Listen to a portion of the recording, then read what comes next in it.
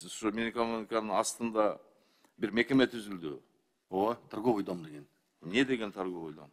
Ушул торговая операция жөнүндө, который товар в Кыргызстан не заходит, чтобы через торговый дом проходили в целях обеспечения контроля и... Еще раз повтори, пожалуйста, как? Создан торговый В дом... случае не захода, да? Да, товара.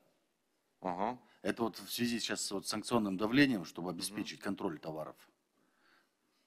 Хорошо, это предприятие сколько процентов берется комиссионные? Я сейчас точно не скажу, потому что около 2%. Около чего? 2%. 2? Около 2, да, вот я... Вы что, вообще с ума посходили все там? Какие 2%? Банковское обслуживание 0,35%. Какие 2%, ребят? Вы что бизнес опять сажаете? Куда? И вообще, зачем это предприятие вы создали? Ана Кушбекович, что бюджетке кирип атабы ушулардын проценттери? Же спецсчетуна кетеби? Азырынча али түшө элек. Че иштеп башташты да булар. Бул эмне деген, опять, эмне дегенди ойлоп таап атасыңар силер, Минэкономдо отуруп алып, а? Мен ойлогом бул баягы ушак эле болсо керек депчи. И вообще не 2%. Люди говорят о 6%, которые вы взимаете сейчас. Эмне деп шарт түзүп бергениңер ишкерлерге?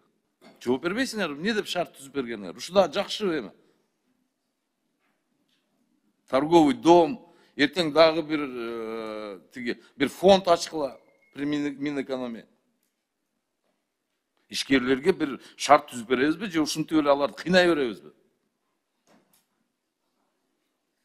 Кичине көчөгө чыксаңар, баардын галстук кийип алып кабинеттерде отурбайчы.